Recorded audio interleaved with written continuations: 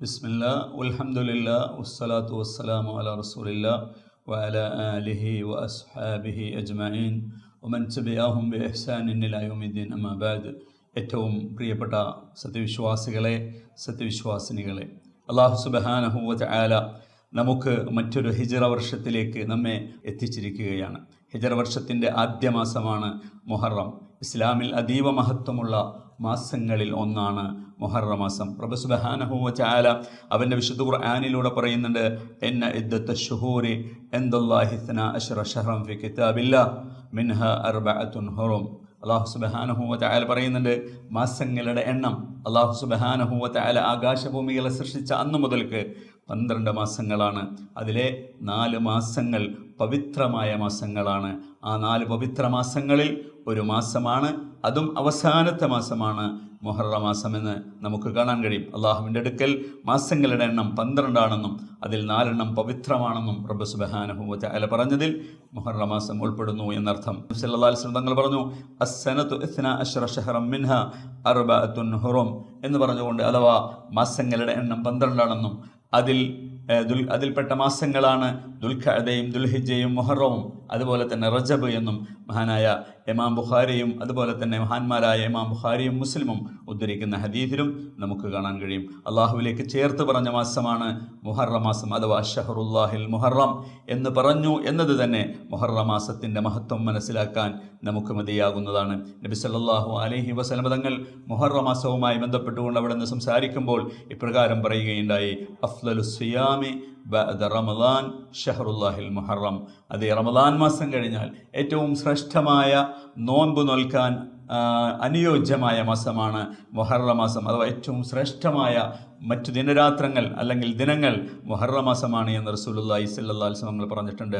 ശ്രദ്ധിക്കുക, നബി സല്ലല്ലാഹു അലൈഹി വസല്ലം തങ്ങൾ ഇവിടെ ഷഹറുല്ലാഹിൽ മുഹറം എന്ന് അള്ളാഹുവിൻ്റെ മാസത്തെക്കുറിച്ച്, മുഹറം മാസത്തെക്കുറിച്ച് പറഞ്ഞത് നമ്മൾ കേട്ടു. അള്ളാഹുവിൻ്റെ മാസം മുഹറം എന്നതാണ് അതുകൊണ്ട് ഉദ്ദേശിക്കുന്നത്. മാസങ്ങളെല്ലാം അള്ളാഹുവിൻ്റേതാണ്. എന്നിട്ടും മുഹറത്തെ പ്രത്യേകമായി അള്ളാഹുവിലേക്ക് ചേർത്ത് പറഞ്ഞത് അതിൻ്റെ മഹത്വവും ശ്രേഷ്ഠതയും വ്യക്തമാക്കാനാണ് എന്ന് പണ്ഡിതന്മാർ പറയുന്നു.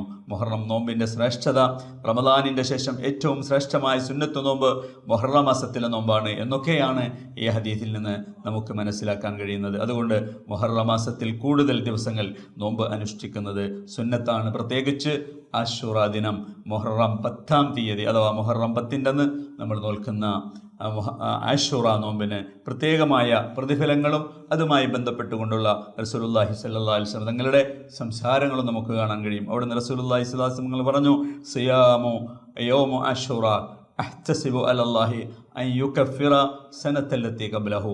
ആശുറ ദിനത്തിലെ നോമ്പ് കഴിഞ്ഞ് ഒരു വർഷത്തെ ആശുറ ദിനത്തിലെ നോമ്പ് കഴിഞ്ഞ ഒരു വർഷത്തെ പാപങ്ങൾക്ക് പ്രായശ്ചിത്തമാകുമെന്ന് ഞാൻ അള്ളാഹുവിൽ നിന്ന് പ്രതീക്ഷിക്കുന്നു എന്ന് നബി സല്ലല്ലാഹു അലൈഹി വസല്ലം തങ്ങൾ പറഞ്ഞു. അഥവാ നമ്മളുടെ ഒരു വർഷത്തെ, കഴിഞ്ഞുപോയ ഒരു വർഷത്തെ ചെറുപാപങ്ങൾ പൊറുക്കാൻ കാരണമായ നോമ്പാണ് ഈ ആശുറ ദിവസത്തിലെ നോമ്പ് എന്നതാണ് റസൂലുള്ളാഹി സ്വല്ലല്ലാഹു അലൈഹി വസല്ലം തങ്ങൾ നമ്മെ പഠിപ്പിക്കുന്നത്.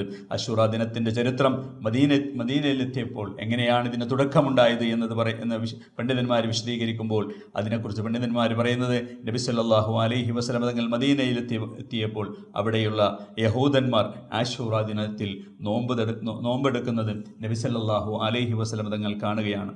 അവരോട് അല്ലാഹുവിൻ്റെ റസൂൽ കാരണം ചോദിച്ചപ്പോൾ അവർ ഇപ്രകാരം പറഞ്ഞു, അത് അല്ലാഹു മൂസ അലൈഹിസ്സലാമിനെയും അദ്ദേഹത്തിൻ്റെ സമൂഹത്തെയും രക്ഷിക്കുകയും ഫിർഔനിനെയും അവൻ്റെ സൈന്യത്തെയും മുക്കി നശിപ്പിക്കുകയും ചെയ്ത ദിവസമാണ് ഇന്ന് എന്ന് അവർ പറയുകയുണ്ടായി. അതിന് ഉത്തരമായിക്കൊണ്ട് റസൂലുള്ളാഹി സ്വല്ലല്ലാഹു അലൈഹി വസല്ലം തങ്ങൾ, അല്ലെങ്കിൽ അതിന് മറുപടിയായിക്കൊണ്ട് നബി സല്ലല്ലാഹു അലൈഹി വസല്ലം തങ്ങൾ ഇപ്രകാരം പറഞ്ഞു, നഹ്നു അഹഖു ബിമൂസ മിൻകും, നിങ്ങളെക്കാൾ മൂസയോട് കൂടുതൽ അവകാശമുള്ളവൻ ഞാനാണ്. അങ്ങനെ നബി സല്ലല്ലാഹു അലൈഹി വസല്ലം തങ്ങൾ ആ ദിവസം നോമ്പെടുത്തു, സഹാബികളോട് നോമ്പെടുക്കാൻ കൽപ്പിക്കുകയും ചെയ്തു എന്ന് ഇമാം ബുഖാരിയും മുസ്ലിമും ഉദ്ധരിക്കുന്ന ഹദീസിൽ നമുക്ക് കാണാൻ കഴിയും.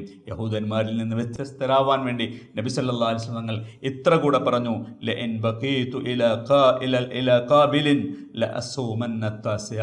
അതെ, അടുത്ത വർഷം ഞാൻ ജീവിച്ചിരിക്കുകയാണെങ്കിൽ മുഹറം 9-ൻ്റെ അന്നും ഞാൻ നോമ്പ് നോൽക്കുമെന്ന് നബി സല്ലല്ലാഹു അലൈഹി വസല്ലം തങ്ങൾ പറയുകയുണ്ടായി. ആ ഒരു സുന്നത്ത് കൂടെ നമ്മൾ കണക്കിലെടുക്കേണ്ടതുണ്ട്. ഒന്നിരിക്കൽ 9-ഉം 10-ഉം നോൽക്കുക, അല്ലെങ്കിൽ 10-ഉം 11-ഉം നോൽക്കുക, അല്ലെങ്കിൽ 9-ഉം 10-ഉം 11-ഉം നോൽക്കുക എന്നതാണ് ഈ വിഷയത്തിൽ പണ്ഡിതന്മാർ നമ്മോട് അറിയിക്കുന്ന കാര്യമെന്ന് നമ്മൾ മനസ്സിലാക്കുക. പ്രിയ സഹോദരങ്ങളെ, മുഹറം ഒരു പുതിയ വർഷത്തിൻ്റെ തുടക്കമാണ്. കഴിഞ്ഞ വർഷത്തെ ആത്മപരിശോധന നടത്താനും പുതിയ വർഷം അള്ളാഹുവിൻ്റെ അനുസരണത്തിൽ ആരംഭിക്കാനുമുള്ള അവസരമാണിത് എന്ന് നമ്മൾ മനസ്സിലാക്കുക. ഈ പവിത്ര മാസത്തെ ആദരിക്കാം, പാപങ്ങളിൽ നിന്ന് വിട്ടുനിൽക്കാം, നന്മകൾ വർദ്ധിപ്പിക്കാം. പ്രത്യേകിച്ച് ആശുറ നോമ്പ് നഷ്ടപ്പെടാതിരിക്കാൻ നമുക്ക് ശ്രദ്ധിക്കാം. അള്ളാഹു നമ്മെ മുഹറം മാസത്തിൻ്റെ മഹത്വം മനസ്സിലാക്കി അതിലെ സൽക്കർമ്മങ്ങൾ വർദ്ധിപ്പിക്കുന്നവരിൽ ഉൾപ്പെടുത്തി അനുഗ്രഹിക്കുമാറാവട്ടെ. വ ആഖിറു ദഅ്വാനാ അനിൽ ഹംദുലില്ലാഹി റബ്ബിൽ ആലമീൻ.